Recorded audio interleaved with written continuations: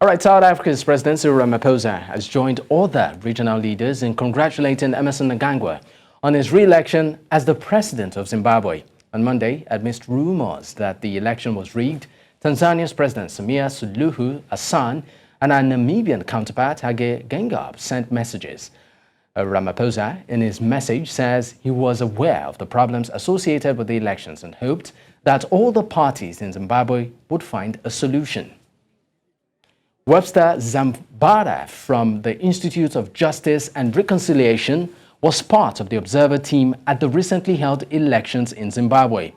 He's joining me now from Johannesburg. And of course, also joining me is Musi Maimane. Musi is actually the leader of BOSA and also joins me from Joburg, Johannesburg. Thank you so much for your time, gentlemen.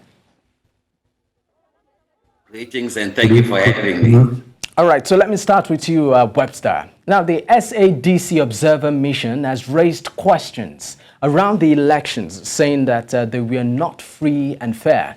As someone who was obviously on ground to do, do you agree or disagree with the mission's, conclusion or opinion on what happened in Zimbabwe?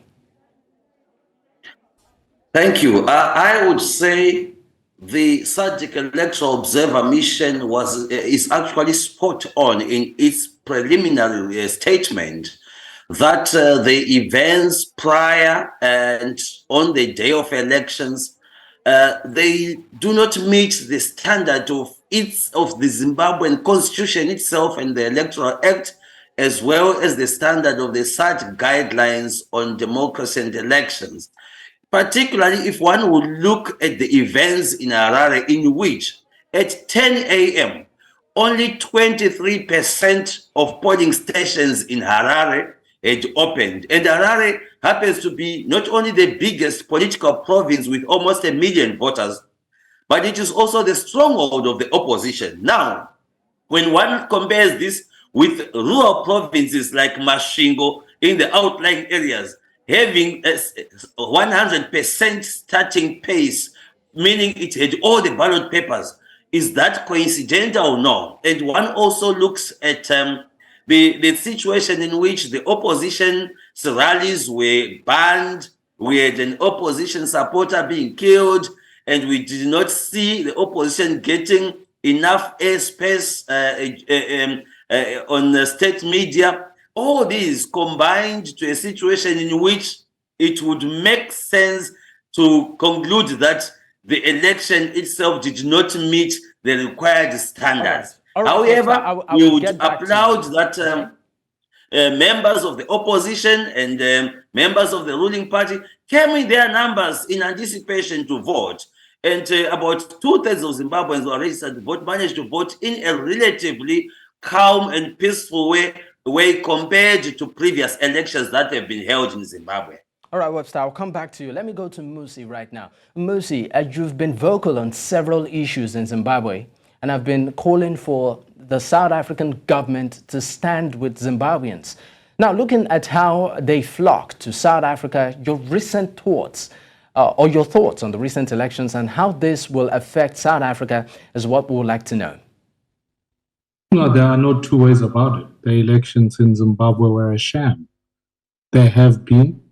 They are designed to suppress voters' interest in turning out to vote and to prop up in what, in my opinion, has now become a democratic dictatorship. We can't, as South Africa, tolerate that. And it's because of bilateral relations with ZANU-PF and the ANC. I have called for Zimbabweans who are in South Africa to go vote. I think the Zimbabweans themselves need to elect a new government, and I think they have. But they were playing in a field that wouldn't allow them to do so. As the South Africans, I think we need to recognize the fact that what is happening in Zimbabwe becomes a South African problem, naturally. As you will remember, the government of national unity that saw Morgan Tsvangirai even after that, and the military coup that took place with the removal of Mugabe. These are having profound economic issues for South Africa, immigration issues. And therefore, South Africa, we need to stand strong in this regard and make sure democracy thrives in all continents. the basic threshold for elections must always be met. And I don't believe the ones in Zimbabwe were free and fair. And therefore, I'm asking even the South African government to even deport or remove the Zimbabwean ambassador to South Africa. Because if we are in a club with countries that seem to rig elections, we are undermining the standards in Africa in general. All right, let's, of course, get back with you, Webster. In 30 seconds, what we've seen the ZANU-PF spokesperson bashing a chairperson of the SADC Observer, Navas Mba. Can you say the preliminary report came as a surprise to ZANU-PF?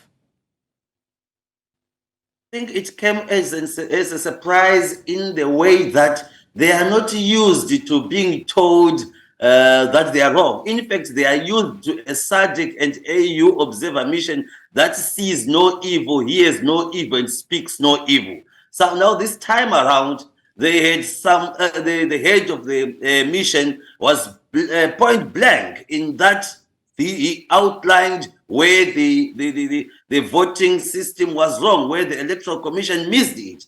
And I think it was also a poorly thought out plan for ZANU-PF to come out guns blazing, condemning the preliminary report. Because if you read it properly, it says that some aspects did not meet the standards. I think if it would have been read in a proactive way, one would have seen that it was more remedial than in the way that they responded. But like we say, if you are so scared of just a basic report, what are you hiding? In fact, ZANU-PF responded instead of ZEC, the commission responding. Why would the ruling party, which was the competitor, be so angry at a report which is condemning the non-partisan independent commission? That begs to wonder the type of government that we have, which will say only us will determine what we want and anyone else doesn't matter. But the world is changing and information is out there to everyone who can see. And we hope that they'll come back to their sense to really look at the key issues that have been identified, because these are issues that are undermining democracy, not only in Zimbabwe, but in Southern Africa. All right, thank you so much. Now, before I let you go, Musi, just quickly, 30 seconds. It's been 5 days since the elections, and only 3 presidents have so far congratulated Zimbabwe's President Emmerson Mnangagwa. Should we read any meaning to this? Absolutely, and I think Democrats in Africa must stand firm. I do not endorse even my own President Ramaphosa's statement on congratulating President Mnangagwa, because elections, until they are certified free and fair, cannot be concluded as a result. Otherwise, Mr. Mnangagwa should have announced on Monday, before even the elections took place. This matter is going to end up in court. I suspect that it's going to create further instability in the region, and therefore leaders who are worth the integrity they stand for need to see an Africa where Democrats thrive, rather than these democratic dictators turned into oppressors of their people.